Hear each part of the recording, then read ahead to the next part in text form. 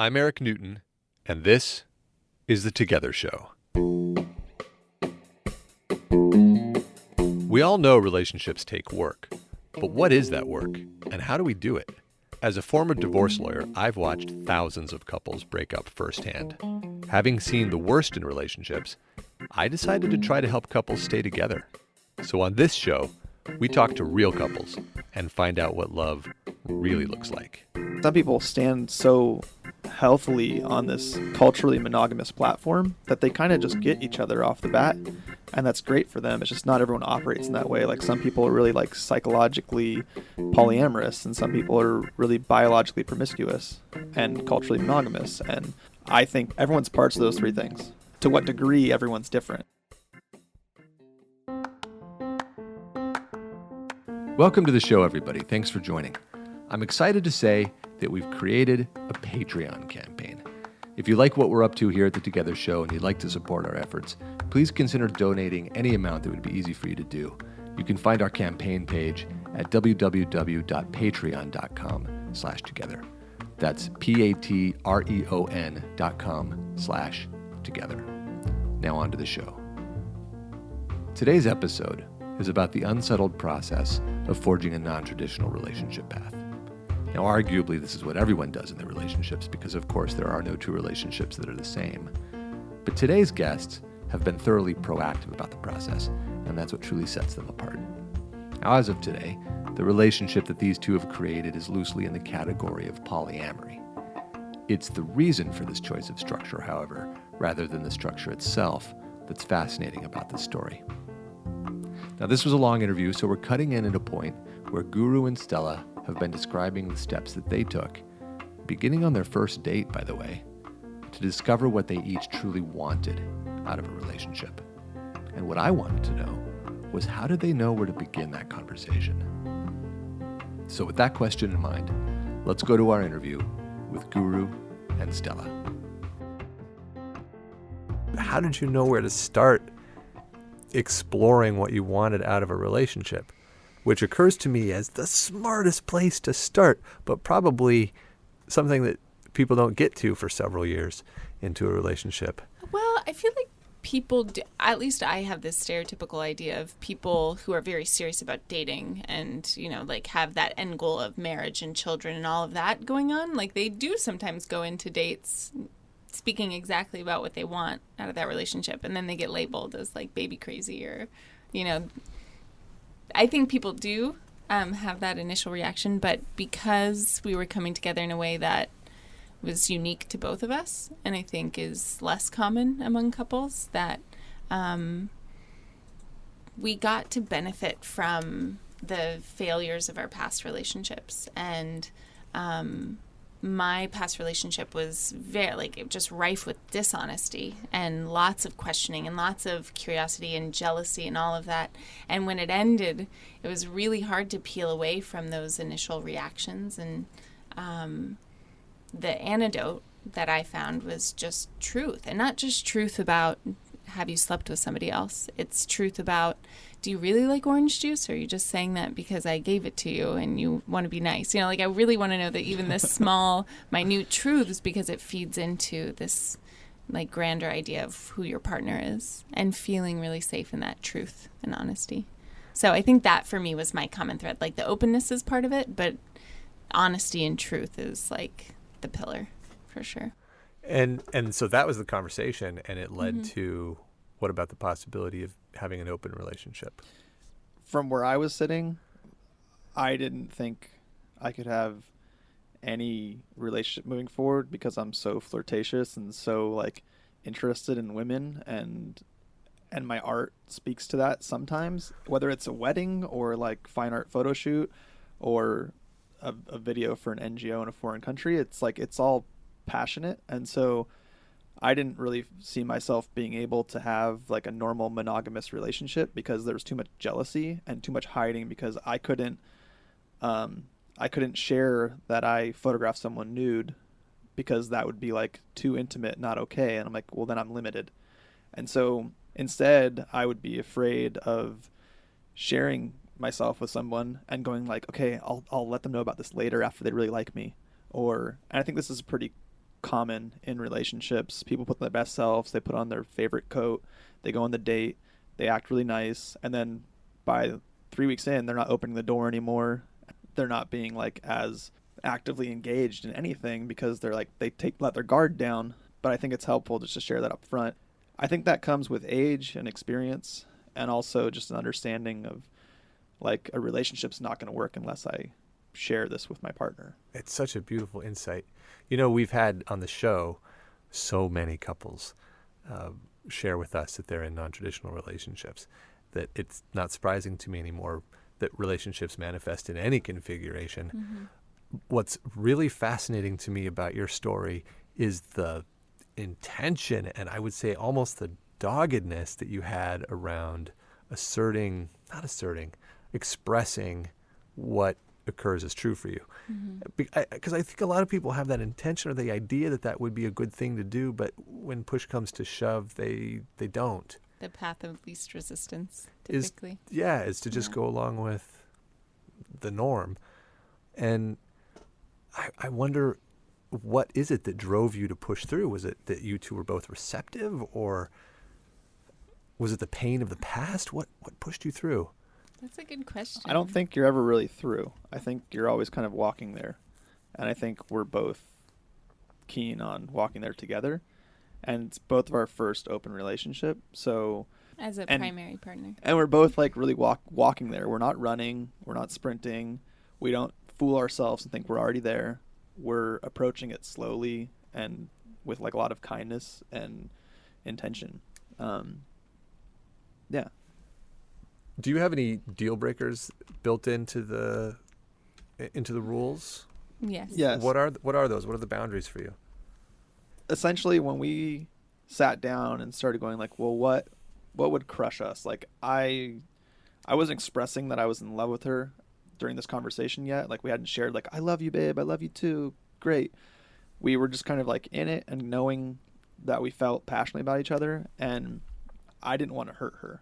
That's like, I feel like been a track record of mine at times where it's like relationships go to certain places and then hurt comes in and the guilt and like heartache, and I didn't want anything to do with that. So I'm like, let me just preface this with like, what would crush you? And we both kind of were looking at each other, and we had just started dating. So it's like, imagine some people meeting each other on the internet in San Francisco and they just start dating. Where do you start that conversation to be like, it's not that I don't want you to see other people, because we're just starting and I kind of want to see other people still, and let's feel this out. But what would crush you? And for me, it became something that's like deep seated in like male psyche, which was essentially, God, I don't want any other man like coming inside of you. Like, so wrap that shit up. And it's from a place of like, it's like biology, right? Biology, health risk, like, and probably some spiritual energy that I can't define or wouldn't even like talk about generally for myself. But like, I think for me, we both looked at each other and she's like, totally, me too. I feel the same. And that was like the first rule. So you mean as long as he's using a condom? Yeah. Mm-hmm. Yeah. Okay. And keep in mind, like, these are like our rules of engagement, and anything outside of that, it was like, look, if either of us operate in a way that hurts the other person, we didn't know. Mm-hmm. We didn't know. And we can understand that. And then we can talk about it. And we can walk through and go, hey, this hurt. And gradually as things come up, like we knew that we weren't going to start the relationship knowing all of the like potential landmines or road bumps or, whatever it was.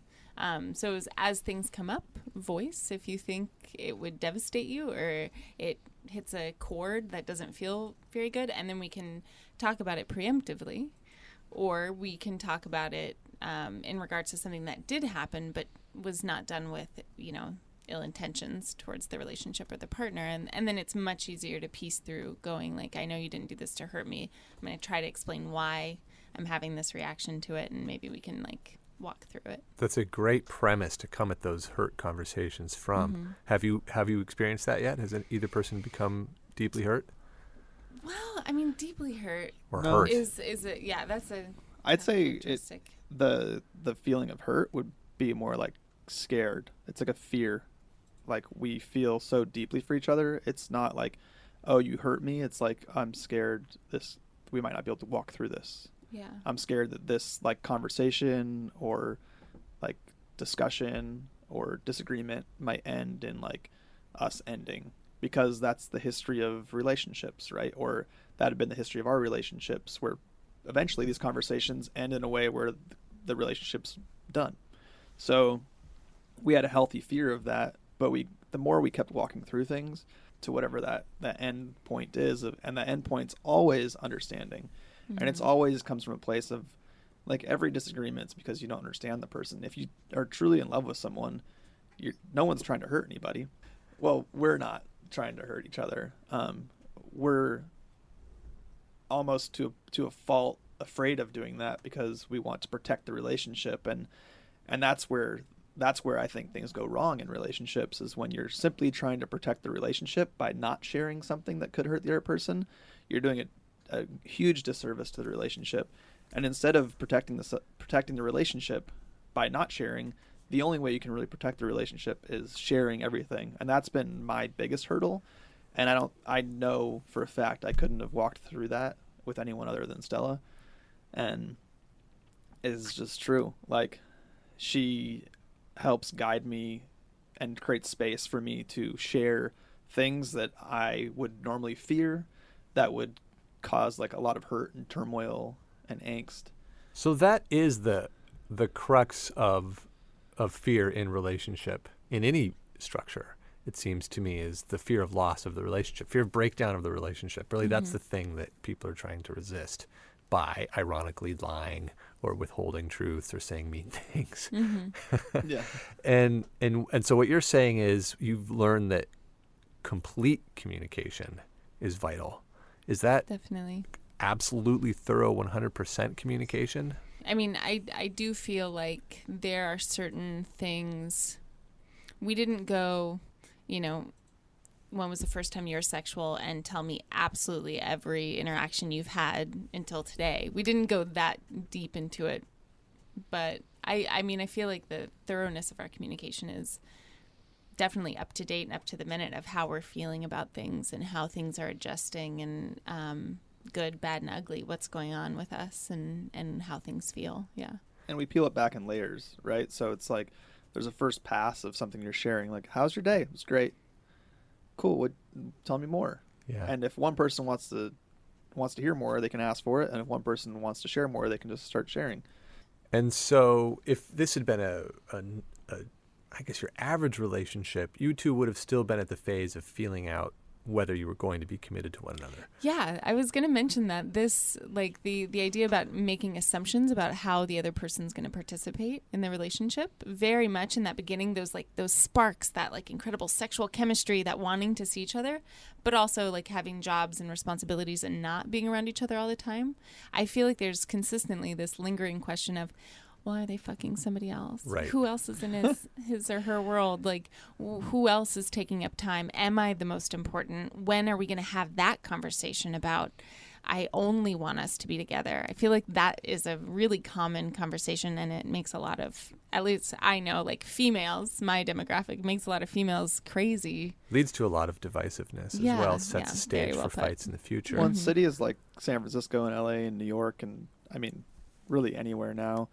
People are all operating in open relationships, and like sexually, when they first start dating somebody, they just don't know it and they're not talking about it. And that's, to me, it's a big problem. They're not like being upfront that this is what's happening. Like, that was an amazing date, right on. And then one person's like, yeah, I'm not going to see anyone for a while because I want to see where this is going. The other person's like, I have another date tomorrow, that I already had planned because I didn't know how this was going to go. And I'm going to go do that too. And people aren't talking about it, and I really wish they would. But maybe people have a lot more demanding careers than I do or something, and they don't have free time. I think it does take a lot of time. Yeah. The luxury of time is amazing to have. And there was big, she had in between, she quit one job before she started another. And we had like a month to really like sit and like grow and like indulge in these conversations that previously would not have existed. Well, you two were willing to have the conversations with one another, and you were primed to do it. Yeah. I mean, we're excited about it. We're not just willing. Yeah. Yeah, most couples are going to come together and have never even considered the possibility of complete communication on this front, much less an open relationship. So something was unique about the two of you when you came together, and so it seems like you were primed for this. I like to think other people don't need it too. Like I want to say like this isn't for everybody, and like not everyone needs to be in an open relationship, if you will. And I think some people stand so healthily on this culturally monogamous platform that they kind of just get each other off the bat, and that's great for them. It's just not everyone operates in that way. Like some people are really like psychologically polyamorous, and some people are really biologically promiscuous and culturally monogamous. And I think that everyone's parts of everyone's parts of those three things. Yeah. And to what degree everyone's different. Like some people are really culturally monogamous, and so they just get together and they watched all the same movies, and they know that like that's how they should act in the relationship. Well, the insight that's coming for me out of what you're talking about is that regardless of where people stand on any of those spectrums, there's incumbent upon them kind of an obligation to talk about where they're coming from at the beginning of a relationship, because if they don't, it's going to create that divisiveness that you were talking about, Stella. Mm-hmm. I'm really fascinated by the courage that it took to create an open relationship from the get-go. And I've had other couples in here with open relationships who seem to me to be committed to a particular polyamorous lifestyle. They had a structure in mind for how it was going to work, and they consider themselves to be polyamorous people almost, maybe as their fundamental identity. Wow.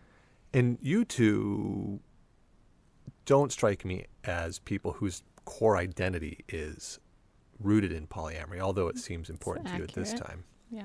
Yeah. And so in some sense, you could almost look at your relationship as an extended early phase relationship, an extension of the phase that Guru, you were saying, That's everybody goes through Yeah. at the beginning, where they're open anyway. They just don't talk about it. Is that unfair to put it that way? I think it's an interesting insight for sure. Very interesting. One of the reasons I think we started as open from the get-go, which I think is rare, was that I had been in a relationship before, but as a secondary partner, where I was involved with, I was dating somebody who had a primary partner, and we were close friends, and I got this wonderful, like, keyhole view into the way that their open relationship worked. And I also could piece through a lot of situations hypothetically, even before Guru and I met, about how I would feel in those shoes. Because that's what everybody does. Like, oh, I could never, open relationship, I could never do that. Like, typically that's the first thing you hear. And so it was really nice. And the thing that really struck me that stayed with me was that I don't know that I could start in a monogamous relationship and then have some catalyst or some moment where we were, where we decided to open it. Because to me that felt like, obviously hypothetically and looking onto a non-existent future at that point, I was like, what failure could happen where you're happy monogamous and then something happens and then you don't want to be monogamous anymore. That doesn't feel like a nice transition. So I loved that we could start it open, because then it wasn't this idea of a breakdown or I'm no longer satisfied by X, Y, or Z.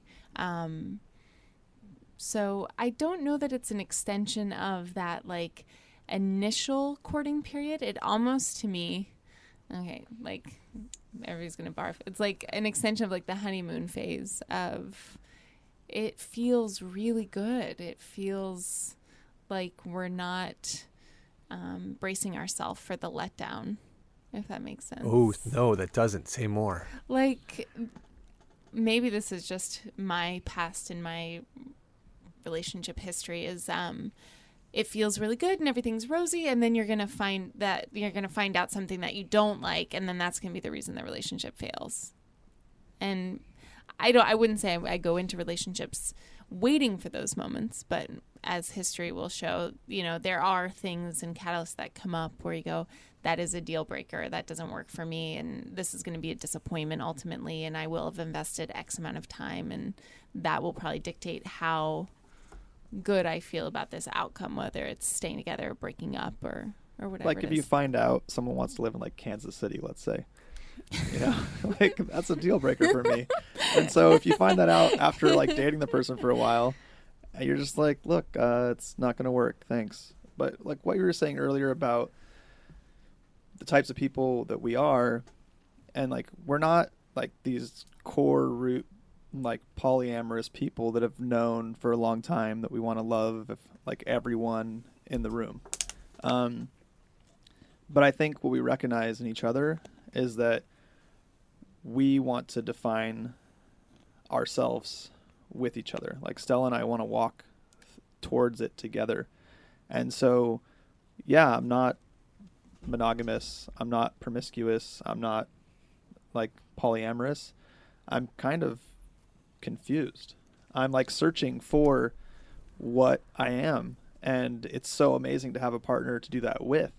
And we're allowing each other to do that. And it's amazing. Like, I know a lot of people that read books to find out about their lives. And that's great. That's just not how I operate. And I operate through like dialogue and conversation. I learn this way. And I think the last like year of my life has been the most transformative time ever. And I'm honored to have a partner, not in crime, but I don't know, insert awesome word here.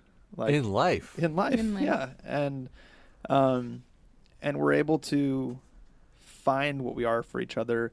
And it's like, I don't want to have a house and like a farm and a job and everything in my life sorted and try to find the woman that fits within my world. I want to find the partner that I can walk towards whatever with, and we're going to build it together. And that's very much like the direction that we're heading. And so we're not polyamorous or promiscuous or biologically, culturally monogamous, whatever it is, however you want to monogamish, you know, ethical sluts, whatever you want to define it. I'm open for people doing that. But for me as an individual, I'm interested in doing that with my partner, not only being an individual and saying, this is who I am, take it or leave it, make it work. But let's go build something together. Like, let's live on a mountain by the sea instead of going like, we have to live at the beach. I'm curious about love. What's the rule around falling in love with other people? There's no rule right now. We haven't walked through that. Have a rule. She's actually already in love with her man currently. He's 6. He's 6 years old. That's what's up. That was a nice setup, Guru. Spiked. Yeah, so I think, but really, she shares that love with this other human, and her son once said to her, oh yeah, this was a big parenting moment. Yeah, you share this. It was it was within the last month, I think, and it was just me and Tiago, and we were in our house, and Guru was in his house, and so we had this like carved out alone time. And I said, how are you feeling about Guru? You like him? You love him? I love him. I like hanging out with him. How do you feel about it? Just checking in. And he said, I like him. And he said, I think he takes away from our love. And I was like, oh my God, that's a really powerful statement for him to make. Did you say so to him? Did I tell him it was powerful?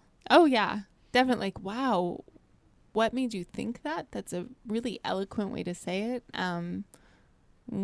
How did you arrive at this statement? Essentially, why do you feel this way? He said, because you're always hugging and kissing. So Tiago's feeling like he's feeling jealousy. And we all feel this. And it's so amazing to see it in this way, to get a window into what you're asking, which is like, what's the rule around love? But people love other people. It's just they're not allowed to love someone else, that they're be sexual with someone else and love them and do this and do that. And so we already have other people in our lives we love. It's just like, are we in love? How do we define that? Where's the boundary?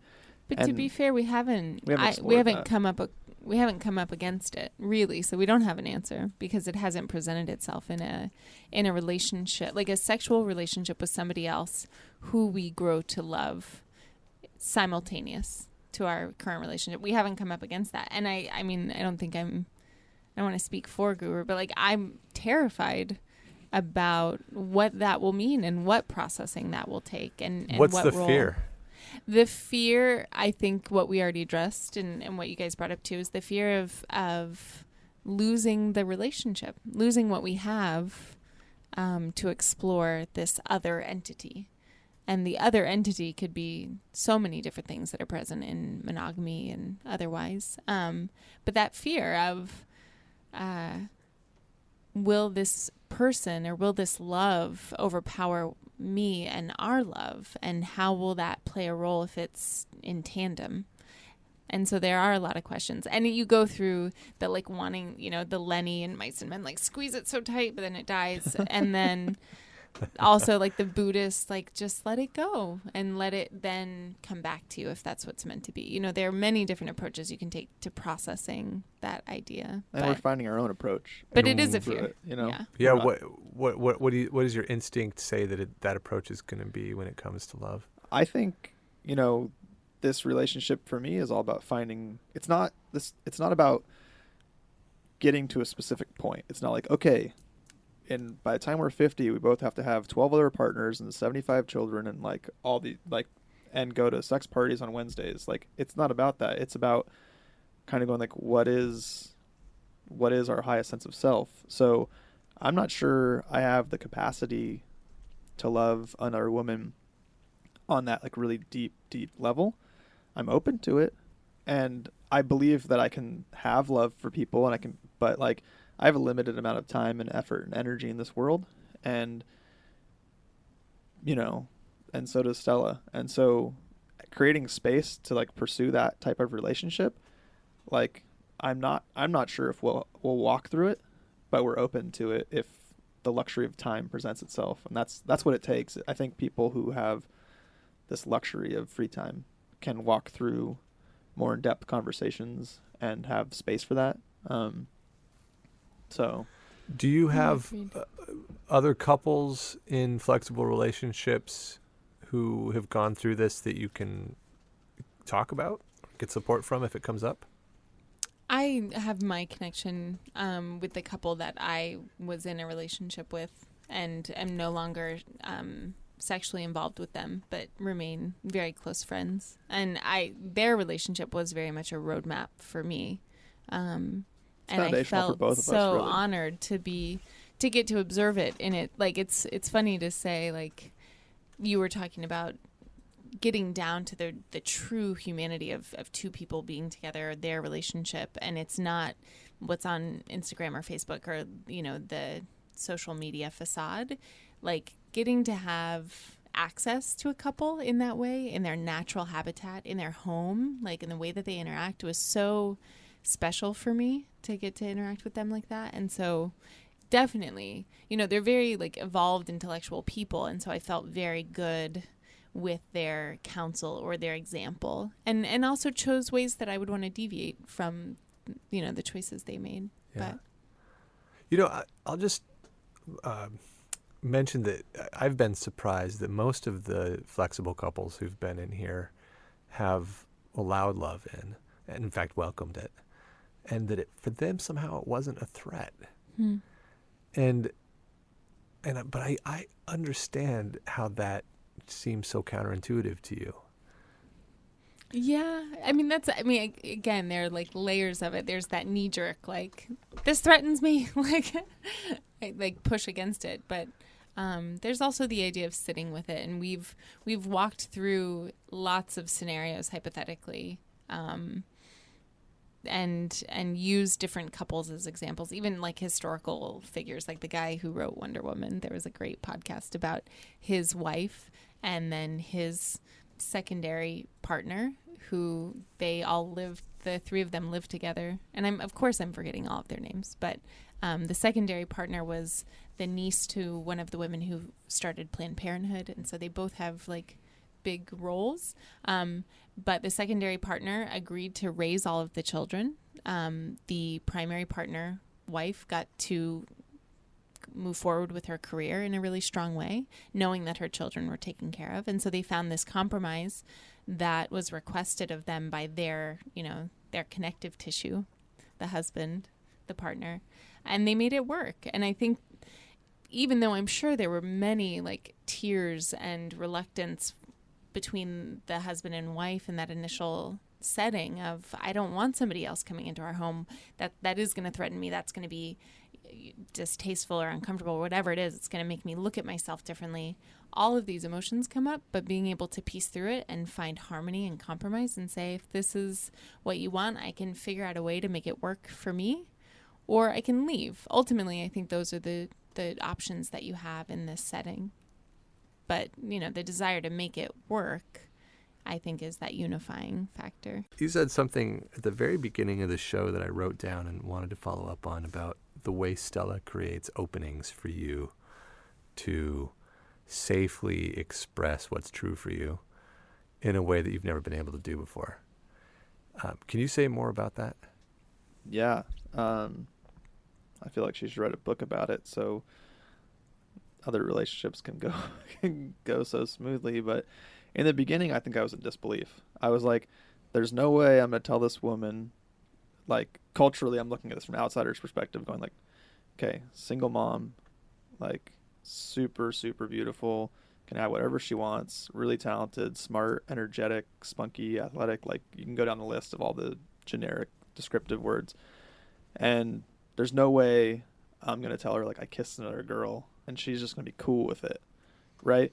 But I was like my own little internal cheerleader going like, okay, I'm just going to tell her, it's going to be cool. Like, and I just like made out with someone, right? Like, bracing for impact. And she's like, tell me more. Like, what was it like? Like, was it fun? And like, she just kind of asked questions. And I think because it was like early on in our relationship, it's like, what emotional grounds did she have at the time maybe to like really like lash out, right? So if we had started this relationship, we're like 12 years in and we've been monogamous and then this happens, it's like, whoa. But this is like the beginning of the relationship. And she just kept creating space and kept being calm and kept being gentle and sharing compersion for me, being happy about my positive happiness, my experience with another person that didn't involve her. And over time, I started to trust that this wasn't a show. It wasn't a sham. She was actually happy for me. She actually cares that I'm pursuing myself in my deepest truth. And it's like repetition. At first, I didn't believe it. And then now I'm like the luckiest guy on earth, because wow, who could ever think that you could have all this and all this and all this and all this. And I'm still in disbelief sometimes. I'm like, when am I going to wake up? But that's kind of a fun place to be, like in a constant state of dreamland. Stella, what he's describing about you is obvious to me. You do it to me in the way that you look at me. I feel like I can just tell you things about myself and that it's all going to be okay. Are you aware of what it is that you're doing that draws that out in people? I've been aware of patterns, in my life and in my relationships and friendships too. I've seen observed what people gravitate towards sharing with me. And I do have this deep desire to have people be embraced for who they are. Because we spend so much of our growing up years and trying to figure out who we are and make sure that fits the idea of who we want to be. And a lot of that time is really turbulent and self-hating. And it's such an amazing thing and we all have the capability to accept people for who they are truly and embrace them and say it's a safe space for you to share these things. And it's not this false, like, I will love anything you tell me. It's very much like, I want you to be truthful and honest. And if I think it's something that could potentially hurt you, I'll share that you should maybe be careful around this area or whatever. But what if that's incredibly complimentary.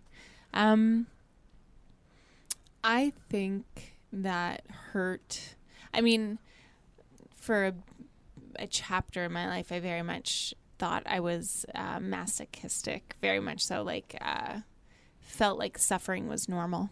And so would, because it felt familiar, would gravitate towards it.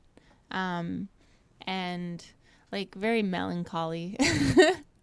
But I appreciate the ability to feel what I feel. And I think that's one of the most powerful things that you can tell somebody. Like, it's okay to feel what you feel. It's okay that those are the initial reactions that you have. It's also okay to dig deeper and not give all your power to the initial hurt or fear. So we also have things that are in place that help us stay alive. So you don't want to like not give credit to that fear, things that come up. But acknowledging that those emotions are sometimes the gateway, and by resisting them, you're not able to move through it. And so there's beauty in acknowledging it and saying, this hurts me, and I want to keep moving through that and see what else comes out of this feeling. Not that, don't worry, it'll get better, or, I'm going to move through this. I'm going to see what things come out for me. Allowing the entire process of the motion, as opposed to arresting it at the beginning, which stops the evolutionary process that it's intended for. Definitely. Now, there's a distinction between that and a situation in which you're in real harm or real danger. Right. And I guess it may sound obvious, but how do you, or maybe the answer may be obvious, but how do you know which is which? I think there are lines to be drawn when personal safety or comfort is breached, and typically I like to make a smooth fade into the darkness, which is just like, thank you for sharing. I really appreciate this time. I'm not interested in hearing anymore. Or, like that there are ways that you can distance yourself from something that feels uncomfortable. If it's in conversation, it's much easier to break away from. If it's like physical harm, get the hell out of there. But yeah, trying to like, I guess, ease out of it, and make sure that my personal comfort isn't compromised in the process. But I'm guessing you have a pretty wide capacity for personal discomfort, because one of the things I'm getting from what you're saying is that you don't judge a lot of what's coming in. And I want to know if Guru thinks that's true. But you don't really judge whether something's good or bad. You're letting it be whatever it is for its own sake. And B, it seems like you have a sense that you're not really at risk somehow from other people's experiences or emotions or reactions. So you don't have to block it off because you're not threatened. I mean, I think it depends on what people are sharing. But yeah, I try to not take things personally on several levels, that I think people are very much what their experience has been. And so I do try to just let things roll off and understand that, or at least try to understand, does this have something to do with me? Is this something that's being projected on me? Do I think, I don't know, I guess. She stands on a platform of like fierce independence and like strength, like being a single mother. Like she's depends on herself and she's depended upon by a child. And so she's not looking at me all the time like, okay, this is like my ticket, or my, like, if this ends, my world ends, because she has a world and it exists. And I think that's helpful. I guess I it's very sweet. Like, and I wish I saw it from that vantage point. Well, let me just share the obvious example that anybody who's listening to this is pounding their head on the desk thinking about, which is when Guru shares with you an experience he's had with another woman sexually, you don't make it about yourself. Oh, I do. Oh, great. I'm happy to be wrong about this. Say more. I just mean, I go through those processes of like comparing and trying to understand why the need existed in that moment and what that means in regard to our relationship. I haven't reached a point where it's not even a little blip, where it's just like, okay, cool. Yeah, I got coffee today and you interacted with a female. Like, it's definitely not at that level. It requires conversation and understanding it at a deeper level and understanding its value and its meaning and forward implications. So I'm not, I don't want to make it sound like I'm this super person who is not affected by that. I am affected by it. I think it's just my commitment to processing through it and not getting arrested at that initial feeling of this person looks different than me, therefore you must prefer this to me. All of those very top level, or I guess basic feelings that you go through when you think about your partner with somebody else. It's just that you don't make me feel that I did something wrong, or that I did something to you. That's not the conversation. Yes, it's because difficult. Ultimately I'm getting what I want too, which is the truth and the honesty. I think our relationship exists in harmony because he's getting to share something that previously he felt very limited in sharing. He didn't think he would be able to express how he really felt. And I too am getting not only the same freedoms, but also the truth and the honesty that I was starved for in previous relationships. And it's so refreshing, and it makes me feel like we are I want to think of a good analogy. It's like approaching a waterfall when I have something to share, and I'm like, all right, here we go, it's coming. I'm in a kayak, and that's a lot of water moving over a cliff face, and then you're falling, you land, and it's there's some chaos, and you're searching for air, and you're looking to grasp for it, and then you pop up the other side, and it's the softest, smoothest, lightest little floating, babbling brook of a river, and you're like, oh, it's so nice. And then the more you do it, the less the anticipation of going over that edge has. Because the landing is soft. I know it's Stella, and I know we've chosen each other. Yeah. Mm-hmm. Well, Guru and Stella, the commitment you two have for each other is inspiring, if I may say so. That's and very kind. Also the commitment that you have to forging your own path, I think, is extraordinary. Thanks so much for sharing it with us. It was thank you. Thanks. This absolute wonderful. pleasure. I'm glad it was for you. It was definitely for me. Now, okay, so I like to end shows with a quick game of this or that. Okay. Do you know how to play this or that? I'm just going to I pick feel that like right I off the did. bat. Whatever I that feel like is, I knew want once that. upon a time. What is it? It's really simple. I'm just going to say a this or that, and you're going to choose which one you prefer. Oh, okay. And then he's going to do the same thing. Okay. And we're going to see where you match up. And I totally forgot to prepare questions in advance. So we're going to start Off easy. the cuff. Okay. Wait, do we answer at the same time? No, I'm going to point to one of you. Cool. Okay. Bacon or lamb? Bacon. Bacon. Does lamb enter in there anywhere? Yeah, if I'm feeling fancy at a restaurant, I want to sound cool or something. But bacon just tastes better. I'm Greek, so it enters Right? in. Lamb is delicious, but always bacon. There's a great analogy about bacon, right? If you're in a monogamous relationship, right? If you choose to be vegetarian, do you know this one? No. Okay, so if you choose to be vegetarian, it doesn't mean that bacon stops smelling good, right? And so if you choose to be monogamous, doesn't mean other women aren't attractive or people aren't attractive. It's just it's a choice you're making. Yeah. It might be the healthier choice, might be the best choice for you, but let's just be honest. We all like the smell of bacon. Bacon always smells good, and Yeah. sex always looks good. Yes. True. That's so true. Okay, let's see. Batman or Aquaman? Batman. Batman. I'm giving you guys easy ones. Yeah, I got to this come is- up with some You way. gotta divide us. Okay, all right. Okay, Star Wars or Star Trek? Star Wars. Star Wars. Yeah. For That sure. was easy too. I don't think I've No one watched watches one Star Trek episode anymore. of Star Trek. You didn't see any of the J.J. Abrams reboots? No, they were good. That last one was really great. Was It's it? true. Okay. J.J. Abrams or Joss Whedon? J.J. Abrams. Yeah. That's JJ. Yeah, you guys are easy. Okay. Enlightenment or $1 billion? Oh, Enlightenment. Enlightenment. Even though Enlightenment's temporary, $1 billion would last a lot longer. But I'll take Do you say that from experience? Enlightenment? Yeah, it's temporary. Yeah, it's totally temporary. It's it's